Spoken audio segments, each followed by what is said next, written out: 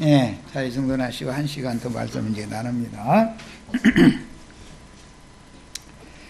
예, 하나님이 아브라함과 다윗의 이스라엘 자손을 선민으로 삼으신 것이 사실이지만 그것은 구속사의 표상이 되는 도구로 삼기 위한 것이다.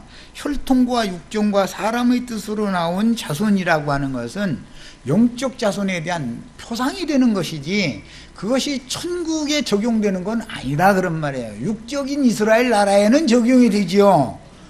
뭔 말인가 충분히 이해하셨죠? 그래서 그들을 혈통에 따라서 또는 인간들이 행한 어떤 율법을 행한 그 공로에 의하여 이제 언약 백성이라면 언약 사상이라고 그러는데 그들만을 무조건적으로 구원하고 모든 혈통적인 이방인들, 언약을 받지 않은 이방인들은 무조건 심판한다라고 이 시대에 와서도 믿으면 이것은 안 맞는 거예요. 시대적으로는 경륜이 안 맞기 때문에 그런 거다 그런 말이에요. 하나님의 구원 방법은 그러니까 어디에서 어디까지는 어떤 방식으로 구원하시고 어디에서 어디까지는 어떤 방식으로 구원하시고 어디에서 또 어디까지는 어떤 방식으로 구원한다는 것을 이걸 하나님의 경륜이다 그래. 하나님의 행정이다 이런 말이야. 이걸 알아야 되는데 이게 지금 오늘날 기독교계에서 하나님의 경륜 뭐 이런 얘기하면은 머리 아프다고 그러고 그거 뭐라고 그러는데 하나님의 경륜 얘기만 하면은 그 배척하느라고 그 형제회들의 그 사상 뭐라고 하는데 잊어먹었네. 그러면서 안 들으려고 한다 이거예요. 하나님의 경륜을 무시해버리려고 그래. 하나님은 그분이 하시는 일이 때와 기한에 정해져 있고 그때로부터 그 기한이 차기까지는 어떤 방식으로 구원을 하시는 거예요. 그 다음에는 또 새 시대가 시작이 되면 어떤 방식으로 언제까지 구원을 하시는 거예요. 심판도 또 마찬가지고 이런 방식으로 하는 거기 때문에 하나님의 경륜의 전환점이 왔다는 건 시대의 전환점이 왔기 때문에 혈통적인 이스라엘 12지파 아브라함 자손이요 다윗 왕국의 자손들이다라는 걸 가지고 자기네들만이 언약 백성이고 선민이다라고 주장하면 안 맞는 시대가 왔는데 바리새인 사두개인들은 요한이 하는 말을 도무지 알아듣지를 못한다는 말이야. 그들의 생각엔 너무 황당한 거죠. 요한이 하는 말이 자기네들이 분명히 아브라함 자손이고 자기네들은 이미 구원하시기로 선택받은 선민들이잖아. 언약을 하나님이 맺었잖아. 아브라함 다윗 그 언약을. 그런데 우리 언약 백성들을 뭘로 보고 지금 그러느냐 이렇게 해버린다는 것이죠. 그래서 이 시대에도 우리가 전하는 이 영원한 복음을 전하는 시대가 왔기 때문에 이 복음은 기독교인들은 들어보지 못한 말이다 이거예요. 자기네들은 천국에 들어가지 못하고 들어간다고 하더라도 구원을 얻되 불 가운데서 얻는 것과 같이 겨우 구원을 얻을 자들 조금 섞여있고 나머지는 뭐 가라지들이다. 이제 내 말인지 이런 말이 쉽게 표현하자면 요한이 그때 당시 한 말은 그 말이고 이 말이 그들이 이해가 되겠냐 이런 말이에요. 그러면서 다 알곡 정도가 되기 위해서 신부단장을 하느라고 지금 신부단장 어떻게 합니까 하면 예배당 열심히 와서 금식 기도하고 막 11조 헌물 열심히 내고 막 이것이 신부단장 하는 거다 이래버려. 또 이 사람들을 무슨 재주로 이걸 설득을 하냐 이거예요. 거기에 세뇌당한 사람들한테 요한과 같이 선포를 해버리면 과연 그 사람들이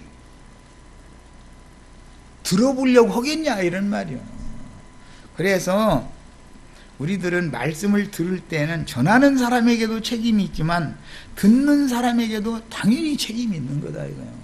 가정에 내간이 쌈이 나가지고 자식이 이혼하겠다고 막 난리를 내면은 두 자식을 다 불러다 놓고서 주의를 주고 누가 뭐 때문에 그런다고 자 상대방한테 해서 너도 거기에 대한 상당한 책임이 당연히 너도 반반 있는 거 아니냐. 그래서 이제부터라도 내가 하는 말 잘 듣고 화해하고 다시 살고 나 죽기 전에 이혼 허락하지 않는다 이렇게 해서 잘 이걸 잡아놔야 되는 것이거든. 그런데 이런 것을 할 줄 모른다 이거예요. 이것이 기독교계의 신앙의 현실이 너무 그런 거예요. 지금 그때 당시 바리새인 사두개인들 보고 한 말이 오늘날의 기독교계의 어떤 교파 사람들에게 하는 말이다 이거예요. 꼭 바리새파 사두개파만을 이뤄서 하는 말이 아니에요. 그 영이 이렇게 유전되기 때문에 이런 이치를 오늘의 현실에 적용하는 걸 배우시기를 바라요. 그 다음에 하나님의 공의를 무시하는 율법 종교인들의 선민의식은 하나님의 선택과는 다른 관점이었고, 특히 그들이 무슨 공적이 있어서 하나님이 택하신 것이 아니고, 아브라함이 무슨 공적이 있어서 아브라함을 택하신 건 아니죠. 하나님이 그냥 일방적으로 그 아브라함의 선조들로부터 쭉 왔는데 다 셈족 중에서 한 사람 아브라함을 바벨에서 불러낸 거예요. 이것은 하나님의 주관에 따른 일인 것이지, 자기 아브라함이 하나님을 위해서 특별히 무슨 공로를 쌓았다거나 뭐 그런 걸 대가로 아브라함을 불러주고 이러는 건 전혀 아닌 거다. 차라리 신약에 와서 깨달아서 알 수 있는 것은 아브라함이라는 사람은 못된 짓을 많이 한 사람이다라고 봐야 맞는 거지요. 뭐 성경에 그렇게 돼 있지는 않지만, 부름 받은 다음에 하는 짓을 보면 알 수 있지 않냐 이거요. 세리와 창기와 모든 죄인들과 똑같은 그런 사람인데서 불러냈다. 이제 주님의 부르심은 죄가 더한 곳에서 불러내시는 것이지, 나만은 저 사람들과 다르다라고 하는 사람을 부르려고 해도 아무리 부르면 나를 뭘로 알고 부르냐 이렇게 얘기해버리기 때문에 안 되는 거예요 이게. 그 다음에 아브라함이 사실은 신약대로 하자면 그때 당시 죄인 중에 괴수였었어요. 그런데 그 사람 불러가지고 하나님이 의롭다 하셔서 의인 만들어놓은 얘기를 하는 거예요. 그러니까 값없는 은혜로 받은 구원이고 이 은혜가 크다 이해되는 얘기지, 사람이 뭔가 좀 하나님 앞에 좀 그럴싸하게 보이기 때문에 나는 특별히 선민이고 부름받았다 이러면 이 사람은 그건 얘기할 수가, 이 사람을 뭐라고 설득을 해요? 어떻게 설득을 하겠어요? 뭐라고 얘기해서. 그러면서 다른 사람들이 다 그럴지라도 내 양심만 같더라. 이게 전도해놓고 난 그런 사람 만날 수도 있죠. 나 젊은 날의 얘기지만 애써서 1시간 내에 그냥 막 해놓고 나면은 좋은 말씀 많이 들었다고 해놓고 나서 혼다 소리가 그래도 다 내 양심만 같더라. 이렇게 나오면 진짜 힘 빠져버려. 그 얘기와 반대되는 얘기를 했는데 이렇게 듣더만 사람들은 또 그거 보면 신기한 일이야. 하나님의 백성들이 현세에 어떤 순결한 신앙을 견지하고 진솔한 신앙인으로 살아서 이방인들에게도 자신들의 하나님을 선전하게 하려는 목적으로 하나님이 부르실 때는 죄인 중에 괴수다 하는 사람들을 부르시는 것이지 의인들을 부르는 것이 아니다. 예수님이 오셔서 분명히 그거 선포했잖아요. 나는 의인을 부르러 온 것이 아니라 죄인을 불러 회개시키러 왔다. 이를 아주 정확하게 선포를 하셨어요. 그러니까 아브라함이 죄인일 때 부르신 것이지 아브라함이 무슨 의를 행했기 때문에 부른 것이 아니에요. 다윗이 의인이에요? 그래도 하나님이 다윗이 무슨 공로 때문에 다윗을 부른 게 아니에요. 그런데 내 마음에 합한 자다라고 했어요. 그를 부를 때, 기름을 부을 때. 그러면 하나님이 오실 때 내 마음에 합하다라는 말은 사람이 보는 것과 같이 훌륭하고 좋은 장점들이 많아서 합한 거예요. 그것이 너무 없는 놈이라 합한 거예요. 그 말이란 말이요. 다윗을 보니 내 마음에 합하도다 이래가지고 다윗은 막 그 형제들보다 막 훌륭한 뭔가 막 특별한 것이 있다 이렇게 해석하면은 성경이 말하는 바를 너무 지금 잘못 해석하는 거예요. 그 형제들은 인간적으로 볼 때 흠잡을 데가 없는 사람인데 다윗이라는 놈은 이 개망난인 거예요. 보니까 요 놈을 잡아다가 길들여서 내가 쓰겠다. 이게 하나님이 내가 볼 때 내 마음에 합한 놈이야. 그런 거야. 뭔 소린지 알았죠 이제? 그러니까 전도를 하면 진리를 알고 바로 알고 전해야 된다고. 다윗을 보니 막 내 마음에 합하도다 했다고 막 오시라고 막 이렇게 나가면 이 사람 못 당해. 하나님이 보시기에 이놈은 개백장 놈이다 그 말이에요. 다른 아들들은 참 흠잡을 데 없는데, 그것은 사람이 보는 눈으로 그렇고, 내가 볼 때는 요런 놈을 불러다가 내가 구원을 해놔야 요 놈이 내 앞에서 늘 감사하고 늘 은혜에 눈물을 흘리고 이럴 놈이지, 그럴듯한 놈 불러다가 해봐야 죄 없는 놈이 세상에 어디 있어 이렇게 나가기 때문에 안 된다는 거예요. 이해하셨죠? 네. 복음을 그냥 정확하게 알아야 돼. 전국 복음이라는 것이 그 구약시대에 전했던 그 복음이 아브라함에게 이미 복음 전했다고 되어 있죠. 갈라디아서에 보면 그 복음이 신약에 예수님이 전하는 전국 복음이 된 건데, 내용은 하나님의 마음에 합한 사람만 불러서 구원을 했는데, 그 하나님의 마음에 합한 자라는 것은 죄인 중에 괴수들이기 때문에 불렀다라는 뜻인 거다, 그런 말이요. 그냥 성경을 바로 알고 바로 가르치는 게 이렇게 필요해요. 그런데 이거 부름 받기 전에 지가 저 개백장님이 아니어봤으면 이게 백만 읽어도 이상하게 안 열려. 그게 하나님이 눈을 가려놓으면은 너무너무 신비하죠. 똑같은 성경 읽는데 아주. 그래서 여기 오시려면 다 개백장 놈 짓을 좀 많이 해보고 여기 오셔야, 아, 내가 주님의 택함을 받은 선민이라고 하는 것은, 아, 내가 죄인이었기 때문에 주님이 나를 의인이 되도록 구원하셔서 그 나라를 유업으로 상속해 주시려고 나를 택하셨다는 언약이라는 게 이 말이구나. 하나님의 언약이라는 게 바로 이 말이구나. 이게 깨달아져야 되는 거예요. 그런데 반대로 이방인들을 개돼지 취급하고 본인들은 의롭다고 여겼다는 거예요.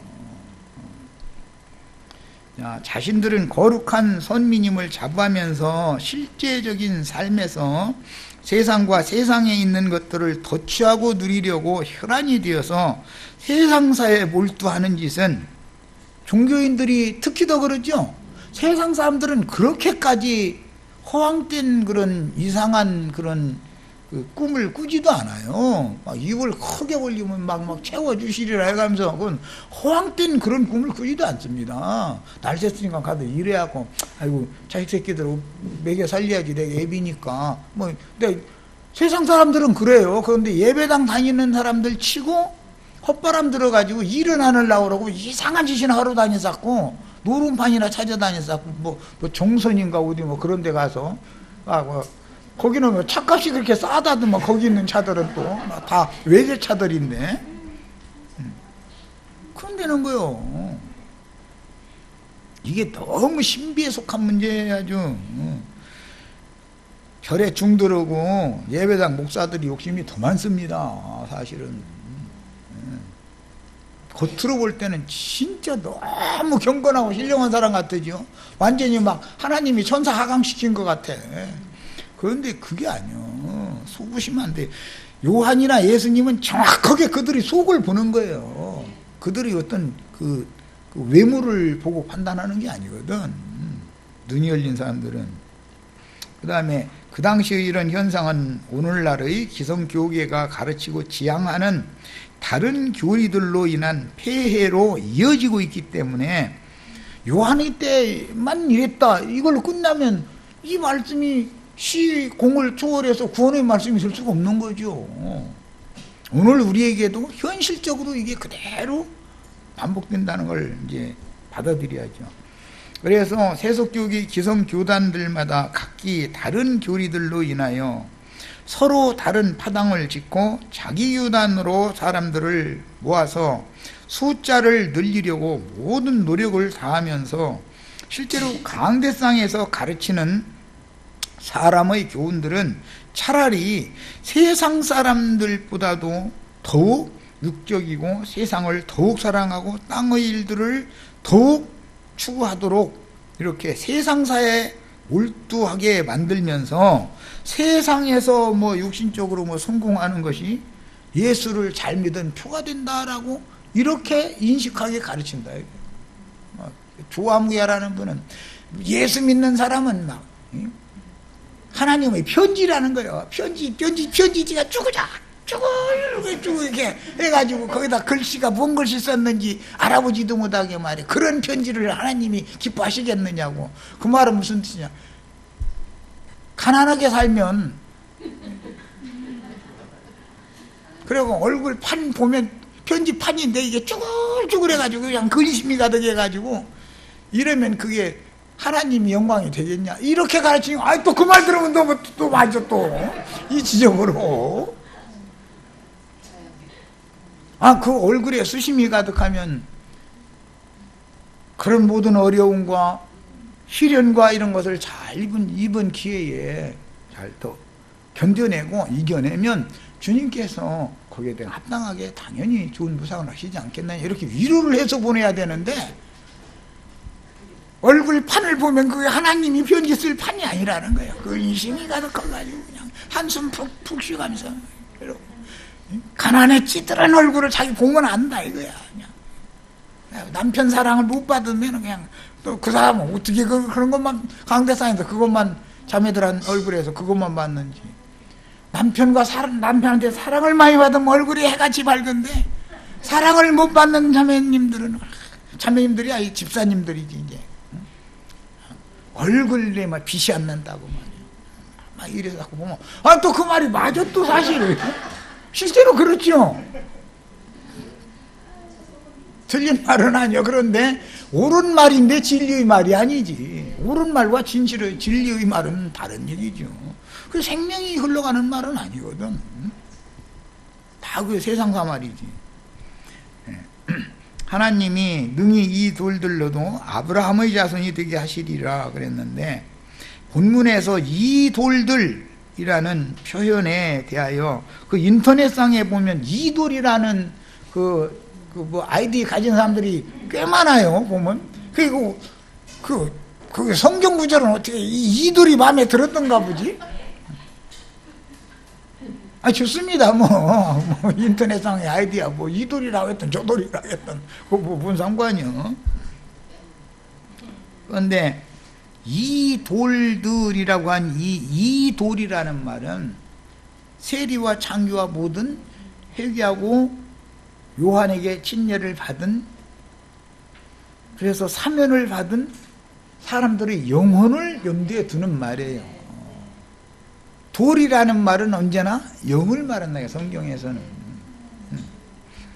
그래서 뭐 기독교계에는 이제 신학자들이 여러 견해가 이 돌에 대해서 여러 견해가 있지만 사실은 그때 당시 광야에 흔히 발에 밟히는 흔한 돌들을 상징으로 삼아서 그런데 이 돌이라고 할 때는 요한이 지적하는 어떤 사람들을 지금 말하는 거다 그런 말이야.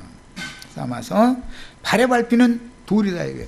바리새인 서기관 사두개인들한테 발에 밟힌 자들이죠. 돌멩이 취급하는 거예요. 저희 발에 밟히는 돌로 취급한 거예요. 그런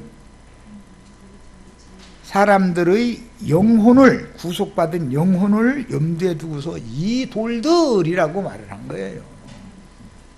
그러니까 밟는 위치에 쓴 사람은 천국에 못 들어가고 밟히는 위치에 있었던 사람들은 가까이 온 천국에 들어갈 수 있고 그 말을 지금 하는 거단 말이야. 성경은 땅의 흙으로 취한 겉사람을 흙그릇이다 질그릇이다 이렇게 표현하고 그 다음에 다시 지은 새 사람을 돌그릇 이제 속사람이라고 그러죠. 거듭난 속사람 돌그릇으로 표현을 하며 사람의 마음을 돌비 혹은 돌판이라고 성경에 명확하게 하고 있다 이거예요. 신비에다 율법은 돌비에다가 새겨졌다고 그랬는데 신약에서 설명할 때는 성령께서 사람의 신비에다가 새겼다. 그리고 사람의 마음판을 하나님의 편지 쓰는 판으로 상징해놨다 이거예요. 그런데 아까 내가 소개한 그 목사님은 그 예배당에 오는 여집사님들의 얼굴을 판이라고 본 거죠. 말하자면. 그러니까 얼굴에 막 근심과 수심이 가득하다 이거예요. 남편의 사랑을 못 받았거나 가난에 찌들었거나 둘 중에 하나다 이거예요. 그러니까 여기 와서 막 이제 헌금을 그럴수록 헌금을 또 더 잘 내야 된대 이제 또 어렵다고 헌금을 안 내고 그랬다가는 이제 안 되는 거예요. 이제 막 빚을 내서라도 헌금을 잘 내면 하나님이 이제 하나님은 복을 주시기를 기뻐하는 하나님이야. 맞지요, 맞아.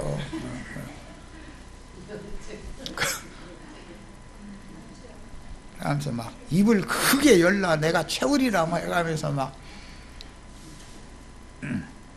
달력 뒷장에다가 막 집도 막 좋은 집을 막 이렇게 막 작은 집 그런 거 그리지 말고 아주 막 크고 좋은 집으로 막 이렇게 그려놓고 사람들 보지 못하게 슬쩍 덮어놓고 그 이제 사람들 다 간 다음에 기도할 때만 슬쩍 열어놓고 그 집을 달라고 장막을 주시옵소서 막 이렇게 기도를 하면 주신다는 거야. 그러면 사람들이 다 속지요. 너무 좋은 얘기를 해주니까. 그러나 그게 다 그 영혼들을 지금 망하기는 길로 인도하는 이상한 짓을 하는 거 아니에요. 자, 그 다음에 당시의 상류층 사람들에게 항상 멸시와 천대를 받으며 살아야 했던 빈천한 백성들은 그들이 발에 밟히는 돌로 상징을 지금 하는 거다 이거예요. 상징을 해서 진정으로 회개케 하여 아브람 자손으로 받아들이실 사람들은 누구냐? 밟히는 자들이다. 발밑에 있는 돌멩이 취급받기 우땅한 사람들이다. 이것을 비유로 들어서 실제로는 아브람 자손이 되려면 영이 거듭나서 영이 소성함을 받아서 심령의 돌판에 하나님의 지금 세법, 이제 앞으로 이제 쭉 남밭에 보면 이제 5장에 7장 사이에 보면 이제 천국의 그 헌법 공포라고 이제 말은 이제 그렇게들 하는데 참 옳은 말이에요. 그런데 그것은 모세의 율법은 옛사람에게 주신 옛법이죠. 그런데 옛사람에게 이렇게 하라 하였다 하였거니와 나는 너희에게 이르노니 이렇게 명하노라 이렇게 말씀하시죠. 주님이 하시는 말씀은 세법이죠. 지금 그 세법이 다 기록된 사람들만을 지금 이 돌들로 아브람 자손이 되게 한다 이렇게 표현을 한 거예요. 자, 그래서 진정한 심정으로 회개하고 요한의 침례를 받은 빈천한 백성들을 대할 때 바리새파와 사두개파의 상류층에 속하는 위선자들은 하나님께서도 저들을 버렸고 자신들을 사랑하신다고 자부했지만 사실은 그와 반대로 가까이 온 천국에서 당시의 상류층은 버림을 받고 지금까지 멸시와 천대를 당하던 하류층 백성들이 먼저 아브람과 이삭과 야곱과 함께 메시아의 왕국에 그들이 먼저 들어간다라는 것을 지금 선포를 하는 중이다. 그러면 이 말이 그들에게 받아들여지겠냐 이 말이야. 바리새파 사람들이나 사두개파 사람들은 우리는 그래도 밥술이나 뜨고 있고 저 근근하게 사는 사람들 그 사람들이 볼 때는 배 아파가지고서 시기 나서 하는 소리다 이렇게 받아쳐버리지 이 말이 진실한 말로 받아들여지겠냐 이런 말이야.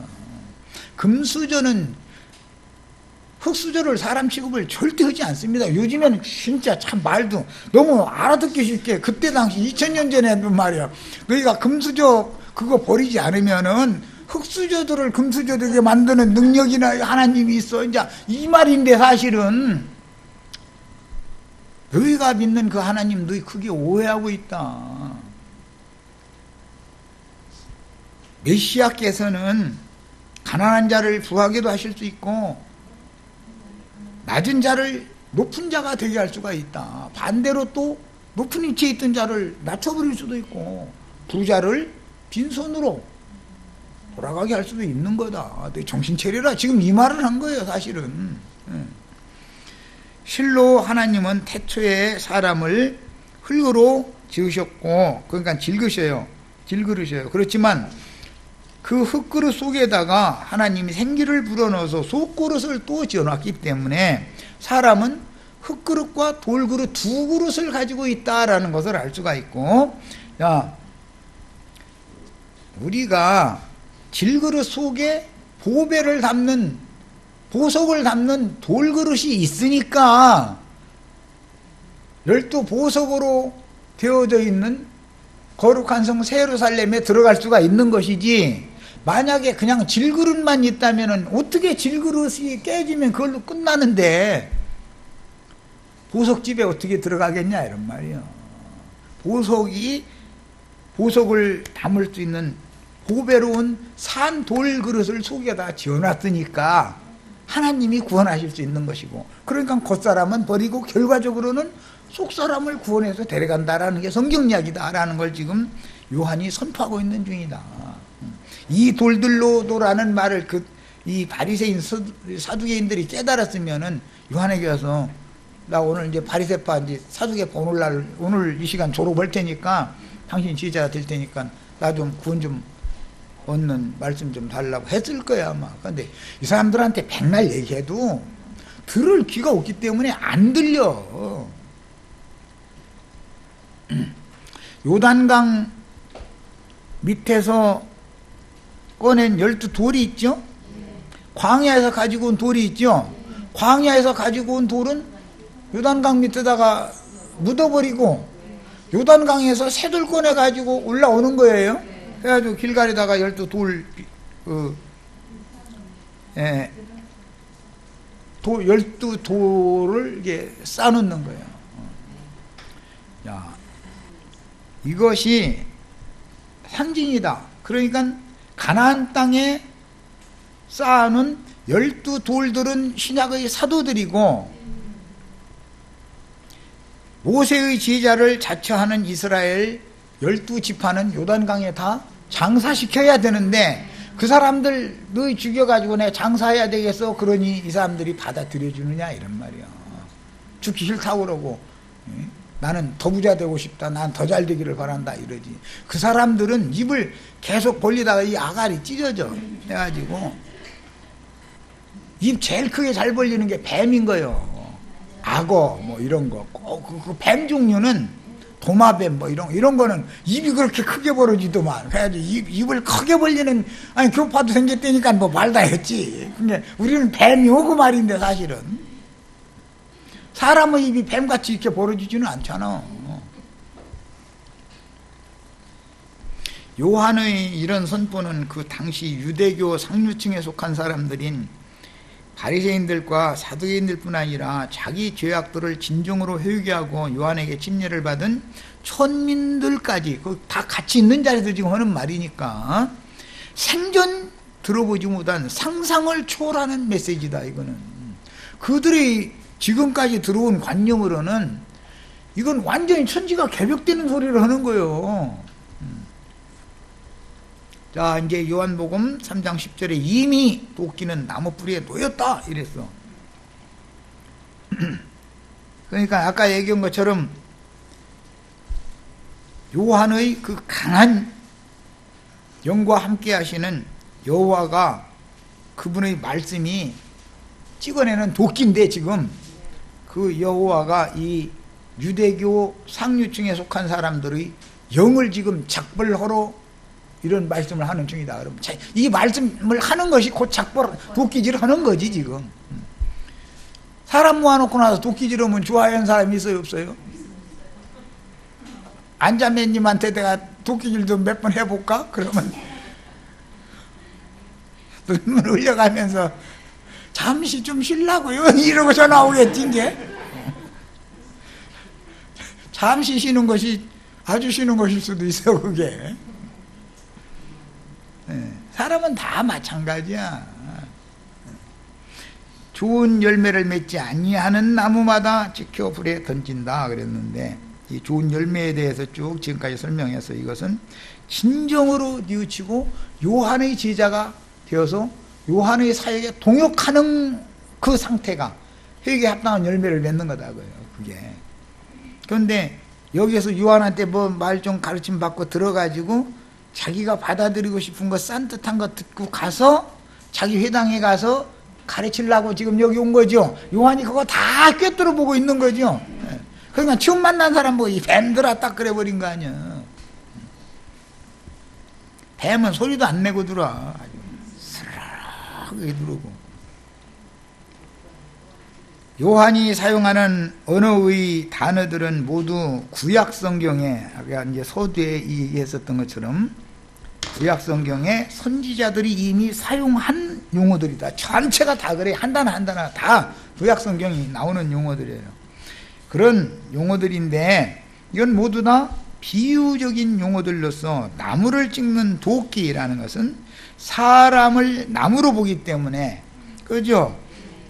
이사야 10장이나 이런 데 보면 포도나무는 이스라엘 사람들이다 아주 정확하게 이렇게 해놨죠. 나무, 또 못된 나무는 사사기에 보면은 못된 나무가 괜히 왕노릇 하고자 해서 막 이거 하는 그 얘기 또 나오죠.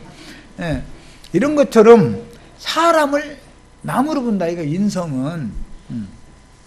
그게 이제 성경에 이미 다 나온 이야기들이고, 돌이라고 하는 것도 멸망받을 버림받을 돌도 있지만, 그것은 이사야 선지자의 이사야 14장에 보면 화광석 사이에 옛날 루시엘 천사장이 왕래했다는 거잖아요. 거기 돌이죠, 돌. 근데 거기는 불타는 돌을 이렇게 운행을 했다는 거예요. 그래서 그렇게 버림받을 돌도 있지만 보배로운 산돌이 되어서 보석돌로 거룩한 성 새 예루살렘의 기초돌이 될 수 있는 그런 돌도 있다. 성경에 어떤 얘기가 나오면 똑같은 단어라도 문장에 따라서 말하고자 하는 의도를 정확하게 해석할 줄 알아야 된다는 거예요. 어떤 영은 불심판에 던져질 영들도 있죠. 어떤 영은 보석집에 들어가게 할 수도 있는 거예요. 이건 다 비유들이다. 자, 그 다음에, 그런데 나무의 어떤 드러난 부위, 어떤 부분이 아니라 나무의 뿌리에 이미 도끼가 놓여 있다, 이렇게 선언한 것도 의미가 있다. 야, 생명의 뿌리, 근원이라는 것은 사람의 심령이죠. 사람의 중심인 영이에요. 나무의 생명은 뿌리에 있는 것인 것처럼 이게 다 상징하고 있다. 그러니까 도끼가 사실은 너의 영에 지금 놓여 있어, 그 말을 사실을 이렇게 빗대서 한다 이거예요. 육신에 속한 인간들의 영이 작벌당하는 하나님의 말씀이다, 이렇게 지금 선포를 하는데, 이렇게 비유적으로 표현을 하는 거예요. 그 다음에 바리새파와 사두개파에 속한 유대 교인들의 중심인 심령이 이미 다른 영으로 더럽힘을 당한 상태라는 것을 지적을 하느라고, 즉 루시퍼가 화광석 사이에 왔다리 갔다리 하는 루시퍼에게 짓밟힘 당하고 있는 불타고 있는 돌이다 이거예요. 불타고 이미 심판 아래 떨어져 있는 돌이다 그 말이에요. 우리의 심령은 신부성에 들어가서 신부성을 건축한 그런 기초석들이 되는 보석돌들이 되셔야지, 불타는 그 돌들이 되시면 안 되겠죠. 이건 뭐 안 되겠죠라고 하는 내가 바보지. 나는 그 불타는 돌 되고 싶어요. 또 이런 사람은 뭐 하나도 없을 테니까. 마귀가 막 왔다리 갔다리 내 심령을 막 짓밟고 다니게 하고 싶어요. 이게 말이 되겠어요? 그런데 이게 이해가 지금 이 말을 할 때 우리는 이렇게 해석을 하지만 예배당 목사님들이 이걸 생각이나 해보냐 이런 말이요. 어떤 영혼을 마귀가 짓밟고 다니면서 지배할 것이냐. 그런데 그 마귀 사탄의 대리자들이 너희잖아. 그래가지고 불쌍한 영혼들 다 너희 맘대로 짓밟았잖아. 그러나 이제는 이들을 내가 구원시켜가지고 너희 영혼 다 짓밟아버리게 만들 거야, 이 말한 거야 사실은. 이렇게 하면 이게 천지개벽하는 말이죠. 우리 윤자매님한테 철장을 권세를 맡기고 질그릇을 막 깨부시는 권세를 맡긴다 그러면은, 아니 자기네들이 지금 죽은 다음에 목사님들에게는 또 영광의 면류관까지 다 예비가 되었다고 이러고 선전을 계속 해놨는데, 그게 아니고 이 땅에서 미리 사람에게 영광 다 받은 놈들은 말이야 사후세계에 가서는 말이야 철장 권세로 다 후려침을 당할 것이고 불심판 받을 수밖에 없다. 이렇게 그걸 누가 하느냐? 그럼 내가 할 거예요. 내가 이렇게 나가면 네 직분이 뭔지 또 대뜸 이렇게 물어보겠지. 그리고 또 신학은 했어? 뭔지 이렇게 나오겠지. 이게 얘기가 안 통하는 거예요. 그 사람들과는 세계가 다 정신 세계가 완전히 다르기 때문에. 그래서 이어지는 말씀에 좋은 열매를 맺지 아니하는 나무마다라고 표현했는데, 이제 예수님도 이 말씀을 또 재인용하시죠. 못된 나무에게서 무슨 좋은 열매를 맺겠냐. 마태복음 7장에 가면 예수님도 똑같은 말씀 하시잖아요. 요한복음 15장에 나는 참 포도나무다. 예수님 자신도 나무라 그러고 이렇게. 그런데 가시나무에서 포도를 엉겅퀴에서 무화과를 맺을 수 있냐, 이제 이렇게 예수님 표현하셨죠. 그러니까 좋은 열매를 맺지 아니하는 나무라는 이 말은 창세기에서 저주받은 땅에서 나는, 저주받은 땅에서는 가시와 엉겅퀴가 난다고 그랬죠. 너희는 너희 마음이 이미 저주가 가득하기 때문에 너희에게서 나오는 열매는 전부 저주받은 열매밖에 못 맺어. 그 얘기를 지금 한 거예요. 이게 이제 히브리서 6장에도 이 말씀이 또 나와요. 땅이 자주 내리는 비를 흡수하여 농사하는 자들이 쓰기 합당한 좋은 열매를 맺으면 복을 받지만 가시와 엉겅퀴를 내면 저주를 완전히 받은 건 아니고, 또 그것도 또 좀 참 신기해.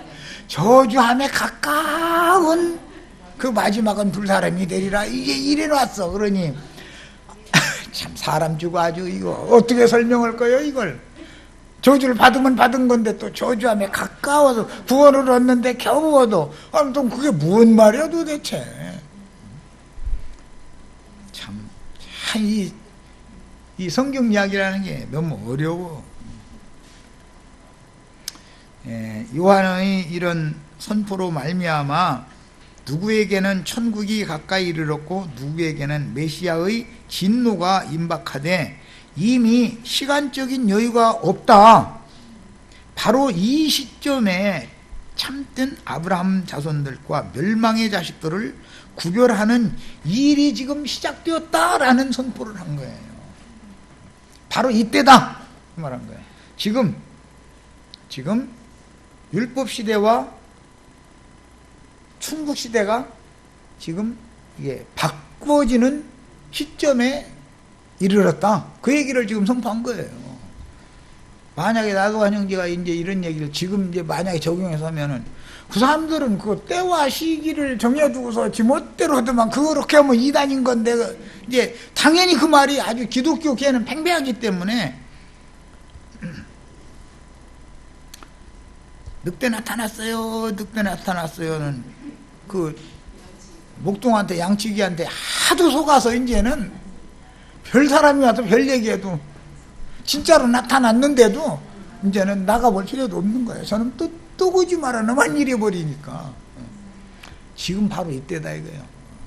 요한이 이 말을 외칠 때 이미 거의 200여 년 전부터 그런 물침례를 해야 되고 짐승제사는 필요 없고 이런 어떤 사상이, 경건주의가 그 암흑시대 때 이미 여러 사람들을 통해서 이 요한이 하는 말과 비슷한 그런 말들이 전파가 됐던 거예요. 그 요한이 처음으로 이 말하는 게 아니야 사실은. 자기의 죄악들을 진실한 영과 낮아진 마음으로 자백하며 요한에게 침례를 받은 천민들은 이미 가까이 온 천국에 아브라함, 이삭, 야곱과 함께 들어가고, 그 당시 상류층에 속했던 유대 종교인들은 아브라함의 하나님께로부터 또 다윗의 나라의 그 자손이라는 그런 본세를 다 뺏겨버리게 되고, 오히려 그들은 천국 밖으로 버려둠을 당함으로 메시아의 왕국에서 쫓겨나게 되는 아주 긴박한 때가 바로 이때다라고 지금 선포를 한 거예요. 계시록의 두 증인들도 동일하게 엘리야와 모세의 영을 가지고 선포하잖아요. 그게 시대가 지났어도 지금 요한이 지금 증거하는 것도 엘리야 시대는 거의 400년에다가 200년, 600년이나 지난 시기에 와서 요한이 암흑시대 400년 지났고 엘리야 때로부터 바빌론 포로기까지 200년 지나고 그럼 600년이나 지나간 거잖아 지금. 그런데 엘리야의 영과 능력으로 요한이 나타나서 이 마지막 추수나팔을 불기 시작하는 거예요. 그러니까 영은 시간과 공간을 초월해서 필요대로 누구에게 임해서 그 사역을 하게 하신다는 걸 우리는 알 수 있는 것이죠. 두 증인들도 모세하고는 아무 상관없는 사람들이잖아요. 계시록의 두 증인이라는 건 엘리야하고 무슨 상관이 있어. 그런데 하는 일은 모세가 하는 일, 엘리야가 하는 일을 그대로잖아요. 이건 다 영의 일이기 때문에 그렇다. 그 다음에 이와 같이 이스라엘 12지파를 판단하는 영적인 권위라고 하는 것은 하나님께로부터 받는 문제이므로 세속 교계처럼 무슨 교단의 어떤 신학교에서 하나님의 말씀을 크게 오해한 자기 교단 신학 교리들을 수학했다라는 것에 근거해서 자기 교단의 교단장 이름으로 안수받음으로 천국의 사역을 하도록 위임받는 것도 아니고 또 누구의 영혼을 주안으로 받아들이거나 내치는 권위가 그들에게 주어지는 것도 아닌 것이다. 그들은 한 영혼도 내치지 않으려고 그러죠. 막 사람만 모으면 되니까. 하나님의 뜻에 거역하는 신자들에 대한 궁극적인 심판을 도끼로 나무를 찍어서 꺼지지 않는 불에 태우는 것으로 적용한 선지자의 증거는 앞선 선지자들이 통상적으로 사용한 관용적인 용어들이다. 이게 모두 나무라든지 돌이라든지 이런 얘기가 지금 요한이 혼자 하는 얘기가 아니다. 이미 다 배운 얘기예요. 그리고 뭐 불에 던진다 뭐 이런 얘기 다 이미 구약의 선지자들이 다 한 얘기예요. 자, 그러니까 하나님의 말씀은 시간과 공간에 절대 제한을 받지 않는다. 다만 어느 때에 누구에게 그 말씀을 맡겨서 그로 하여금 목숨을 내놓고 받은 말씀을 고지고대로 이렇게 선포하도록 이제 하나님이 함께 하시는 것이죠. 그 다음에 예언된 천국이 지금 가까이 온 것과 같이 하나님의 진노도 가까이 왔다 그런 말이에요. 천국만 가까이 오는 게 아니죠. 당연히 심판도 가까이 온 거죠. 심판이 먼저 집행된 다음에 천국이 오는 거니까.